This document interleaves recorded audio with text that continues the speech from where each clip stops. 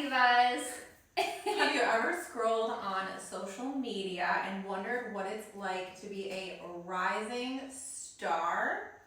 Today I'm here with Jessie, who is one of my best friends. I'm so excited she is here to film an episode of She's Probably Talking to Other Guys. Yay! Hi, everybody! Just a friendly reminder, I am not a therapist, psychologist, or expert in human behavior. Everything shared here is based on personal experience, opinions, and a lot of conversations over coffee with friends. If you're struggling with something deeper, I always recommend seeking professional help in chatting with a licensed professional. This is a judgment-free, assumption-checking zone, so take what resonates with you and leave the rest. Today's episode is called DMs, Double Taps, and Dreams. Jessie is here with us for the first guest episode of She's Probably Talking to Other Guys, the podcast where we talk all things related to assumptions that we make whether we mean to or not. Before we get started with Jessie, we are just going to do a quick recap of last week. Last week was episode 11, Text, Dates, and Misunderstandings. We had some fun talking about how assumptions are made based on emojis, different texts that we receive, whether it's every day or even in a career setting. If you haven't tuned in yet, make sure to tune into episode 11.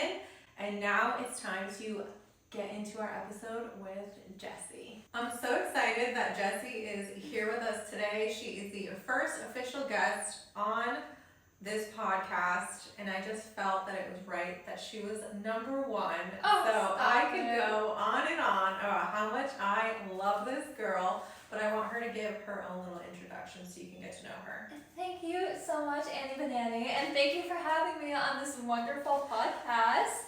Assumptions are such an important thing to talk about because it's something that happens all the time, and I am excited to share my particular ones. So I'm a content creator. I focus on very whimsical, cottagecore, princess fashion while also tapping into positivity and just being like a kind, caring human. That's something that's really important to me, and just sharing so much love with that community. So that's really what I'm about, and I'm happy to explore these assumptions with you. Yes, I'm so excited. We are going to start diving right in and talking about what it's like to be a social media creator. Yay! So we're moving on to the next portion titled Jessie's Journey, and we're going to begin talking about how she started creating content. Yeah, oh my god, Jessie's Journey. That sounds like a children's book or something. I love it. Maybe I should make it. So I started making content from a young age. I made lots of cringe content. I still make cringe content. But yeah, I don't know. I've always been really interested in like TV, acting, and all things like that. And I feel like content creation almost falls in a similar category because it's a way where you and your personality and all the things that you love, your passions, can be seen by other people without having to go through like everything to be on a TV show that's widely seen by everybody. I mean, I'm also an actor, but that's something that is a bit more challenging than being a content creator right now for me. I think I still have some old videos of you from back in the day when we used to film them in your kitchen. Oh my god, wait, you need to pull those up. We're gonna review those afterward. That was when we thought that you were going to be a star on Saturday Night Live. Hey, there's still time. Yes. I'm silly. We'll have to tag them.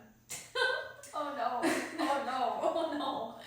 So let's talk about the moment you realized that you wanted to pursue content creation seriously.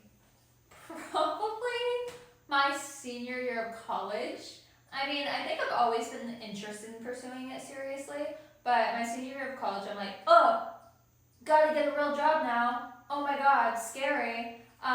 because I didn't know what to do. I applied to hundreds and hundreds of jobs and nothing was working for me. But towards the end of my college career, I started to make money on TikTok. And so I was like, what? I can do this? That's crazy. So I stuck with it for a bit, and I also leaned into brand deals and really teaching myself how to pitch brand deals and things like that, and how to negotiate. So that's something I did for about a year. I focused in on like social media, and now I have another job in addition to my social media. But making social media like my main full-time thing would be amazing. I love that for you. Thank That would you. be amazing. We're going to talk about some of your dream brands later on. Oh. So before we move on to the assumptions portion, let's talk about some of the highs you've had growing an online presence, and we're also going to contrast it with some of the lows as well. So you can start with the highs or the lows. I'll let you choose. Yeah, I'll start with the highs. Starting high note. I would say the community I've built on my platform, just because everyone who is in my space is like very inclusive and positive and friendly. Lots of good vibes to go around. I have videos go viral on Instagram and TikTok and YouTube Shorts every so often. This is a pro and a con because it brings in a lot of amazing people to my following, and I love that. I love having more people join me on my journey. But it also comes with a lot of negativity because a lot of people have a lot of hate in their hearts, which I know that's like something that they're working through, and I honestly have a lot of love for them, and I hope that they can get through that and work through that, because hating another person for simply just posting their loves for fashion and just posting like negative comments about their appearance, there's no reason for that. So I will definitely get some negative comments like that, especially with a viral video. They end up flooding in.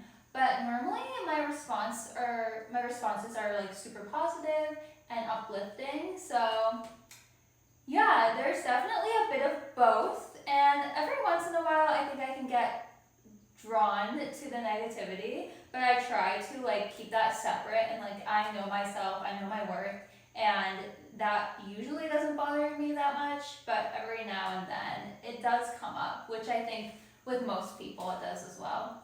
I do feel like your big sister, and sometimes when I go to comment something on your video, I see some, and then I'm like, how dare they say something like that? And then like my protective side comes out, because that's not nice. Sometimes it's so silly and I comment back, but then I'm like, they're just gonna say something more mean, so I block them. Because you have to protect your peace, guys. Everybody, protect your peace. If somebody's being mean for absolutely no reason, block them. They don't need to be a part of your life. No reason to engage and keep that going. Yeah. Ew. We don't like that. All right, it's time to move into some assumptions. Here we go. It's a secret. It is a secret because we are going to go through some questions that I have based on assumptions, but I have no idea what she wrote down.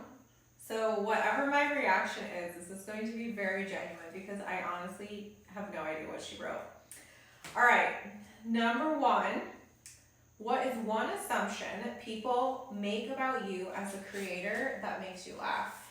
My videos come across as very like wholesome, I would say, and I feel like a lot of people in my comments are like, oh, she's so wholesome and sweet, blah blah blah, and I am. Oh, stop it, guys. But I feel like people think that's the only side there is of me, and that's simply not true. I mean, I think you can attest to this. I can attest to this, yeah. I am definitely one to defend myself, and if somebody needs me to fight them, I will. Be nice or I'll fight you. I can honestly say that there's only Diet Coke in her class right now. We haven't switched to spicy margs yet. But we have had plenty of spicy marg nights together I'm while ready we for some margs. binged Love Island, which Oh, I love Love Island is not wholesome. It's all at about all. assumptions as well. Yes. So many assumptions about Love Island.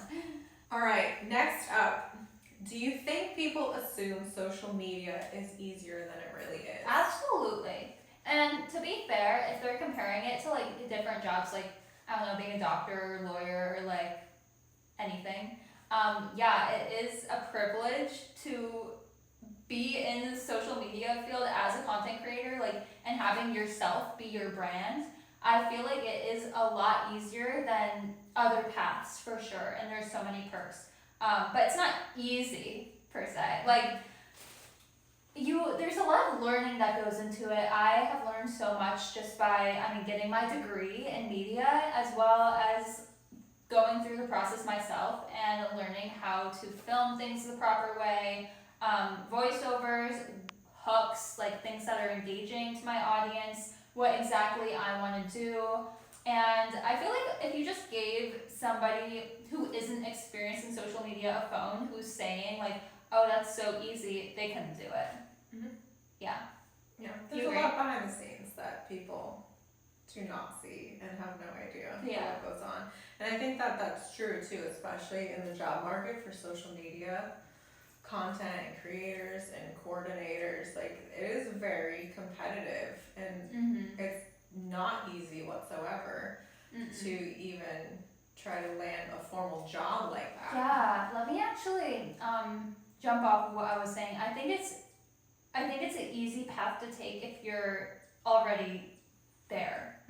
It's not easy if you're like a struggling content creator. Like right now, I need other jobs in order to sustain a livable income. But if I were maybe up to 1 million followers and getting a lot of brand deals, then I would say I would be living okay and having a great time. Up next, have you ever had someone completely misjudge your lifestyle because of what they see online? Oh my god, yes, and thank you so much for asking that. Because it's funny, guys. I was in college not that long ago. I am 23 years old, and in college I had to join roommates who I like did not know at all. I believe this was my junior year. So I joined into these girls' room. Wait, hello? English? Are we speaking English? I joined this group of girls in their room, and they all stalked me on social media before meeting me because they're like, oh my god, like, this is so annoying that somebody's taking that other room. We thought we were gonna have a free room. And so they were stalking me on social media and in real life. Well, they weren't stalking me in real life, but like they saw me on campus. And they were like, oh god, oh man, she looks like a mean girl. I think she's a mean girl, which is so funny because I feel like my outfits are not very intimidating. But I guess like if you have like your hair and makeup done and you're wearing like a cutesy little dress, maybe people will be more intimidated. But I don't know. I feel like I'm not intimidating. I don't think you're intimidating. Now, I don't think I would be intimidated. Well, I don't think intimidated is the word. I think when I saw your outfits for school, I was like, wow, she totally puts me to shame because I would roll up in like jeans or sweatpants, and here you are, like all decked out and gorgeous. Oh, thank you. So I wouldn't say intimidated, though. I don't know. Yeah, I don't know. I had, before I joined theater, I had like a hard time making friends in school, and I stepped into my style around the same time. And I was like, oh, like, maybe I'll attract the right people, since I'm, like, wearing how I feel. And I did, once I joined theater. Because theater is the place to make friends like that. I love that. And are they still your friends today? Yeah. I love that. Yeah, That's cute. amazing. Being yourself attracted the right people. Exactly. It's the vibe we go for. What's an assumption that motivates you to prove people wrong? Let's see, what did I write down? I'm so curious. That's a good one. So that I can't make content creation a main source of my income. I I know I'm like contradicting what I just said recently, but I think I never only want to do content creation. I love like doing multiple things, just like to keep me flowing and keep the creativity up. Because I feel like if I did content creation full time, I would be burnt out maybe a little bit quick. But I feel like I could make that a big part of my salary. If I keep working on it and have the resources, and I feel like that's something I want to prove to people that I can do. Hello, it's just a cute little squirrel staring right at us. Hi. Trying to figure out where to hide his little nutty that he's got Hi, there. sweetie. Uh-huh. Is he here because you dress so whimsical? Like It must Snow be. White vibes? I attract the animals. Up next, is there one assumption you secretly don't mind people making about you? Yes. Please share. That I'm a fairy. That's so cute. It's true. So, I love that. I thanks. feel like you are a fairy. I am. Yes, I mean, look at you. Thank you. Can you move your hair for a second? So I don't want to look like I'm touching your boobs. Look at that. My fit. Here we are. Look at that. It's giving princess today. Actually, I'm not just a fairy. I'm a fairy princess. People usually say fairy, and I'm like, almost. Yeah. So that's the assumption. That like, right on. This gives passenger princess like a whole Yeah. new meaning. I mean, cheers. Cheers. She prepared drinks. Look at that. I have not much left. All right. So the next portion is we're going to move into the business of being a creator. Oh. Yes. So we're going to talk about what do you feel are aspects of creating that people don't see that go into the content. I would say the time that it takes to produce like even a 10 to 15 second video. My more like outfit changing videos and things like that take me so long. I'm sure you can relate to this. Absolutely. It takes so long. Like I'll just be wherever I'm filming and then throwing clothes around. It's so messy. And it takes a long time. And then after it's all recorded, you have to edit it. And there's probably like 10 minutes of recording. And you edit it down to 15 seconds. So it's actually wild. Yeah, it's a lot. Yeah. So I feel like right now I have a full-time job. So balancing content creation with the full-time job has been a bit more challenging because I don't have as much flexibility to take all of that time. But it's been good still. Yeah. It really depends like what type of content you like to make. If you're just like yapping to the camera, maybe that will take less time, but I think I have to practice my camera yapping. yeah, me too. I want to get better at camera yapping. We're going to practice camera yapping. We're doing it right now. We are doing that right now. I have to cough. No. Okay. How do you feel that you balance authenticity with your brand work? That's a good question. I would say that I'm pretty authentic through my content. I mean, I'm not like taking brand deals of products that I don't like. I feel like that is another assumption people have about me. I wrote down that I am lying about the products that I promote, which I am not. Because if I don't like a product, especially if it's through like TikTok Shop, I low-key just won't do much for it. Or I'll like make a video and like let you know that this product is not it and it's not for me personally. But everything else I promote, like people are like, oh, like she's just doing this so she makes money. And that's not true because like I am wearing multiple things right now from TikTok Shop. 1, 2, 3. So it just goes to show you that I like actually wear things that I'm getting as products, and I only wear things that I'm getting for free. So I'm not lying about it if it's a big part of my style, and that's it. You tell them. It's so true though with TikTok Shop. I get the most random product invites. But Yeah. it's just very obvious that the brand did not look at No anything research. that I post. Mm-hmm.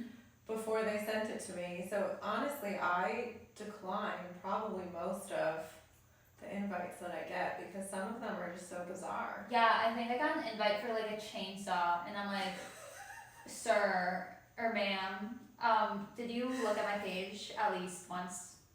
I got an Because what? invite for a grill the other day. A Like grill? an outside cooking grill, and I was very tempted by that.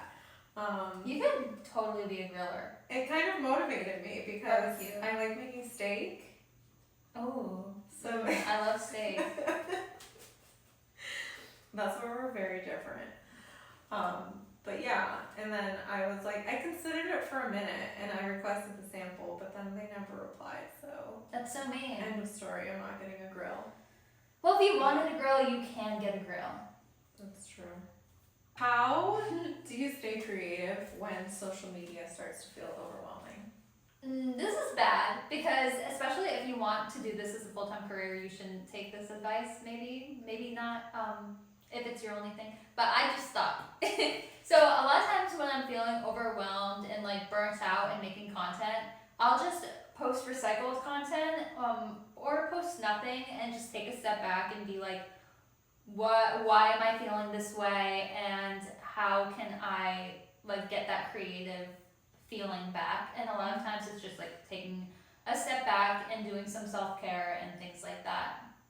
I think that is completely valid, and I agree, and I think that I do the same thing. Although I usually just crawl into my sauna blanket and sweat. I love that.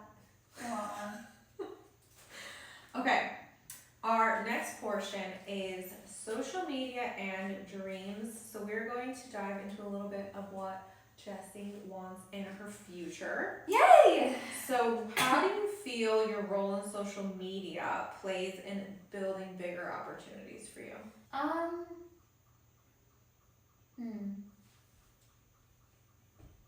I'll answer, don't worry.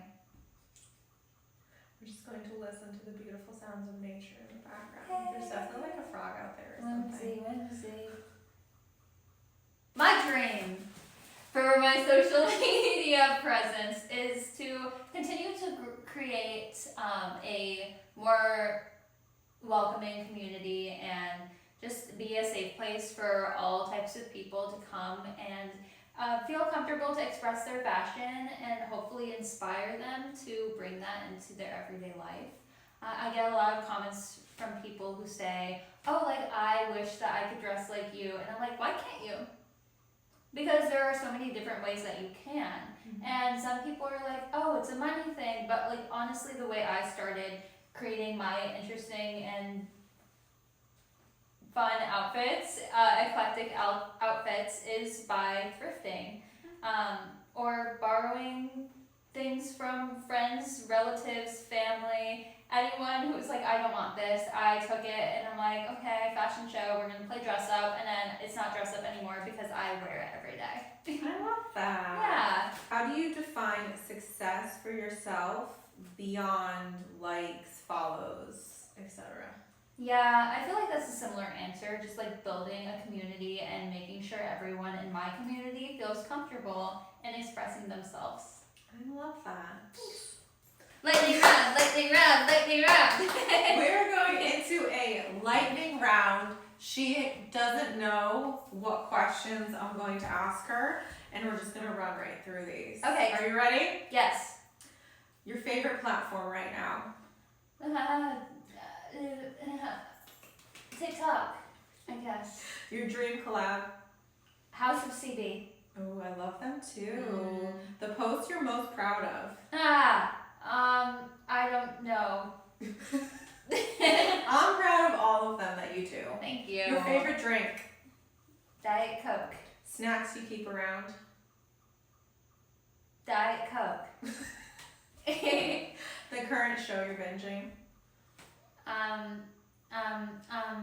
I just finished Wednesday. Oh, me too! Yeah, that was cute. And then I dyed my hair black after I finished it. Oh my god, it's so pretty. It's not red anymore because I I washed just Wednesday. noticed, I'm so sorry. It looks so Okay. good. It's like such a pretty contrast. I feel like my hair's all different colors lately. Yeah. But yeah, I finished washing Wednesday and then I had black hair dye and I dyed my hair black. Yay!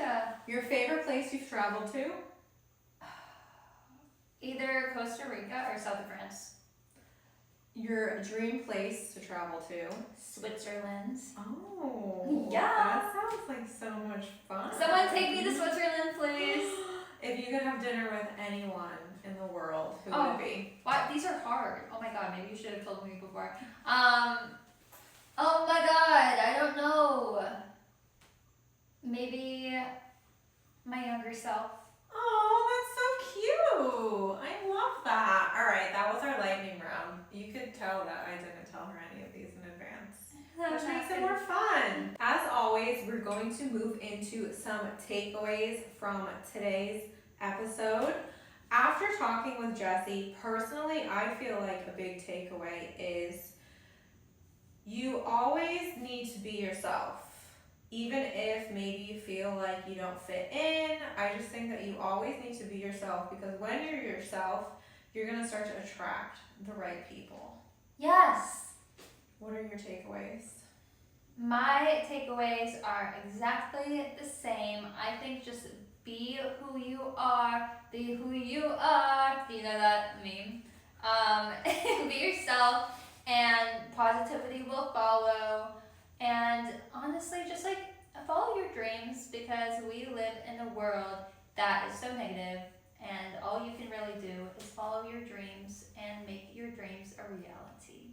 I love that. And another takeaway too, I think, is to be nice on social media. What's the phrase? If you don't have anything nice to say, Don't say it at all. That wasn't planned either, though. That Oh, was we're great. so I love good. that. Well, thank you for being the first guest of She's Probably Talking to Other Guys. I knew it would be you from the beginning, and I'm so happy that we made this happen. Let's talk for a second about where listeners can find you on social media, support you, show you love. Oh my god, thanks. Yeah, so you can follow me on Instagram at JessTheFairy, or you can follow me on TikTok at JessTheFlower, or on YouTube at JessTheFairy, but with an extra Y. Yay! Yay! Next week is titled Posts, Platforms, and Perceptions. I will be going through assumptions about various social platforms and what it's like to post on them. Thank you so much for tuning in, and I can't wait to talk with you next time. Yay! That was good.